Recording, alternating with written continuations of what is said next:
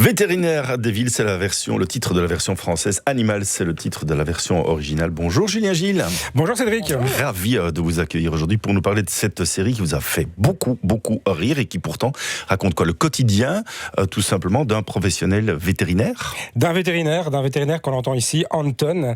Un vétérinaire un peu bourru, un peu mal dégrossi. Brut de décoffrage, avec un certain franc-parler. On le trouve comme ça. Alors la série est sur Netflix, je précise. Il y a 9 épisodes. Jusqu'ici, ça marche pas mal. Donc peut-être qu'on aura droit à une saison 2. C'est une série espagnole. Je recommande vivement de la regarder en version originale parce qu'il y a ce petit accent qui va bien. On est dans la Galice, donc dans le nord de l'Espagne. On est dans une campagne assez difficile. On est loin des images d'Épinal de la Castille ou de Barcelone. Non, ici, on est auprès des fermiers qui travaillent la terre, qui travaillent les animaux. Et donc Anton, on le trouve des premiers épisodes, qui va de ferme en ferme.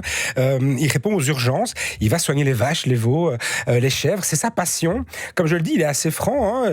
Il dit ce qu'il pense, mais il est dans une situation difficile parce que la plupart de ses clients, la plupart de ses fermiers sont devenus insolvables. Et donc, au moment de passer à la caisse, Anton fait mine d'accepter volontiers les douzaines d'œufs et le lait frais qui s'accumulent sur sa banquette dans sa grosse Jeep. Mais c'est pas ça qui paye les factures. On l'entend bien dans le résumé que vous avez passé. Donc, il se retrouve un peu acculé financièrement, d'autant plus qu'il se retrouve dans une très mauvaise position parce que les seuls et derniers clients qui le payaient encore, ce sont des gros exploitants qui ont essayé de lui faire signer un document pour envoyer leurs bêtes à l'abattoir, sauf que ce document, Anton n'a pas pu le signer pour une question éthique puisque ces bêtes étaient dopées. Là aussi, on voit la surexploitation de bœufs. En fait, ils sont dopés de manière à retenir de l'eau pour peser plus lourd, simplement à la peser à l'abattoir. Voilà, Anton ne peut pas s'y résoudre, il ne signe pas, du coup, il n'a plus le choix. Il doit accepter le poste que lui propose sa nièce, Uxia, sa jeune nièce d'une vingtaine d'années, qui lui propose de devenir vétérinaire dans ce qu'on appellerait chez nous une boutique genre Poil et Plumes, Tom & Co, vous voyez, une grande boutique qui vend de tout pour tous les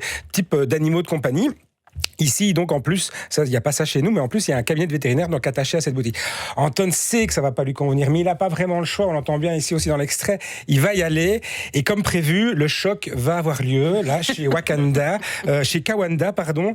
Kawanda, c'est le nom de la chaîne, et chez les Kawandis, parce que tout ça est une grande famille, on est dans la communauté, etc., etc.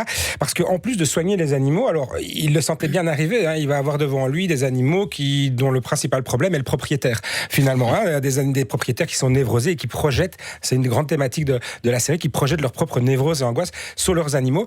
En plus de devoir soigner donc ces animaux et de subir, et alors il passe son temps à se prendre la tête dans les mains, à s'arracher les cheveux, à regarder les propriétaires d'animaux avec des grands yeux, en plus de subir tous ces commentaires et ces questionnements, et il doit aussi vendre. Et là, il n'est pas du tout doué pour la vente. C'est-à-dire qu'idéalement, il soigne, mais derrière, il faut quand même glisser un petit sachet de friandises, un sac de croquettes, et surtout aussi de recueillir des avis positifs. Vous avez tout ce code aujourd'hui. Donc à la sortie du magasin, il y a 3 petits smileys, le vert, l'orange, le rouge. Et Anton, lui, il cumule que des rouges. Oui, avec son franc-parler, la manière dont il envoie bouler les propriétaires. Un exemple très simple, un des premiers patients qu'il va avoir, c'est un monsieur qui vient avec son furet domestique. Il s'installe et très clairement, il dit au vétérinaire, à Anton, voilà, je viens pour une ablation des glandes périanales de mon furet. Donc il sait très bien pourquoi il vient. Anton est très interloqué, mais pourquoi est-ce que vous voulez faire ça à cette bête? Eh bien parce que je trouve qu'il sent un petit peu trop le furet. Et donc voilà, ça résume bien le type de clientèle auquel Anton se confond. Lui qui est un vrai amoureux des bêtes et qui les respecte pour ce qu'elles sont. Lui qui est habitué à ces bêtes de campagne, ça lui monte, la moutarde lui monte au nez. Et donc un peu l'enjeu, c'est combien de temps est-ce qu'il va tenir? Alors vous l'avez dit, on rit beaucoup. En tout cas, vous avez ri beaucoup. Est-ce que ça nous amène quand même à réfléchir de temps en temps? On nous dit tiens, ça me parle quand même. Mais bien sûr, il y a une allégorie, bien sûr, dans ce côté. D'abord, cette déconnexion, la déconnexion face à la nature, donc qui est symbolisée même par le départ d'Anton. Anton, il est ancré dans sa campagne. On sent qu'il est à sa place. Et finalement, par contrainte économique, voilà qu'il doit se trouve migrer vers la ville pour chercher une subsistance. Évidemment, ça nous rappelle les grands flux migratoires de la révolution industrielle où les campagnes se sont vidées, et encore jusqu'à récemment, pour venir remplir les villes et venir nourrir les usines qui, à l'époque, pullulaient. Alors aujourd'hui, il y a aussi une forme de retour à la campagne, mais attention, on ne va pas confondre gentrification de la campagne avec un retour aux sources. C'est pas tout à fait la même chose. Quand le Bruxellois cherche à se loger en 4 façades en villa dans le Brabant wallon, est-ce que c'est tout à fait un retour aux sources? Voilà, ça c'est un questionnement intéressant. Je pose ça là, et j'en fais partie. J'ai fait ce chemin-là. Donc il y a cette déconnexion au vivant, le côté aussi la marchandisation évidemment du vivant, la marchandisation toujours plus excessive. Aujourd'hui, l'animal qui était au départ un partenaire de travail, un partenaire de subsistance de l'humain est devenu un objet objet de consommation tout à fait courant, qu'on prend, qu'on jette et qu'on veut tordre à son bon plaisir. On espère que sur son chien, on va trouver le bouton on-off, par exemple. Mon chien aboie, c'est pas normal. Si, c'est normal qu'un chien aboie. Il exprime quelque chose. C'est à nous de faire l'effort de le comprendre.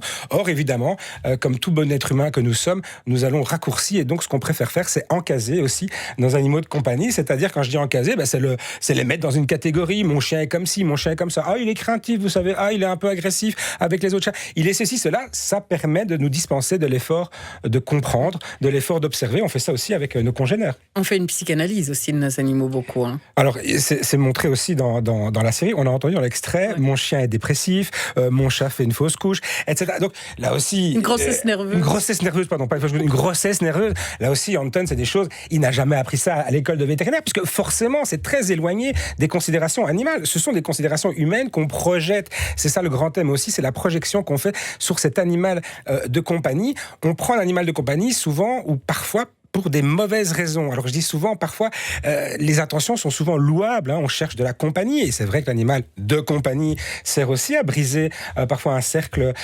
d'isolement. Mais on projette dessus. On cherche aussi parfois à se projeter un statut social. Regardez qui est au bout de la laisse. C'est-à-dire qu'entre un Rottweiler, un American Staff et un Yorkshire, c'est sûr qu'au bout de la laisse, on n'a pas le même type de personnalité. Attention, parfois on est surpris. On peut voir parfois quelqu'un d'assez baraqué ou quand même qui a l'air de pas commode avec un tout petit bichon maltais dans son sac. Voilà. Mais donc, en manière générale, on peut aussi chercher dans l'animal un statut social, aussi des critères de beauté. Et là aussi, je reviens sur le fait qu'on tord de la nature. Aujourd'hui, dans une société, enfin depuis des dizaines d'années, une société qui ne se contente pas de vivre de la nature, mais qui veut la tordre et qui veut en tirer quelque chose. Je pense par exemple à des races de chiens qu'on parle d'interdire, d'ailleurs carrément chez nous en Belgique, comme le bulldog français, qui à force de sélection se retrouve avec un pif tellement écrasé qu'il n'arrive plus à respirer. Ce sont des chiens qui, passés 15 degrés, sont presque en apoplexie, qui vivent 4 à 5 ans d'espérance de vie. C'est quand même la moitié de la moyenne d'espérance de vie d'un chien. Tout ça parce qu'à force d'avoir sélectionné les individus pour des raisons esthétiques, avec le nez de plus en plus aplati, eh bien on finit par créer, entre guillemets, des animaux qui n'ont pas d'espérance de vie, qui n'ont pas... Mais c'est aussi parce que c'est un énorme marché, le marché. Et c'est un marché... Alors, c'est un marché colossal. Le marketing, évidemment, on l'a bien compris, depuis de longues années. J'ai regardé le chiffre comme ça par curiosité. L'année passée en Europe, c'était un marché qui représentait 6,6 milliards d'euros, qui est en constante croissance, même s'il y a une croissance, même s'il y a aussi une certaine rétention ces dernières années due à l'inflation notamment. Mais voilà, c'est un marché qui ne cesse de croître. Rentrer tout nouveau propriétaire d'un animal de compagnie qui est rentré dans un grand magasin, un magasin boutique, comme je citais tout à l'heure, des Tom & Co. Et voilà, quand vous cherchez une marque de croquettes, accrochez-vous. Il faut avoir fait bac plus 5 parce qu'il y en a des dizaines de toutes sortes. Tout ça est très marketé. Dans la série, il y a un running gag qui revient toujours. C'est qu'il y a un objet qui interpelle beaucoup les gens. C'est une espèce de... Vous voyez l'œuvre de Jeff Koons, ce Balloon Dog. Eh bien, c'est un peu l'équivalent, ce qu'on appelle un défouloir. Tiens, un défouloir, mais qu'est-ce donc ? En fait, c'est l'équivalent pour un chien mâle non castré d'une poupée gonflable. C'est un défouloir. Évidemment, Anton trouve ça absolument absurde et sa réplique, c'est de dire, mais le coussin du salon a toujours bien fait l'affaire.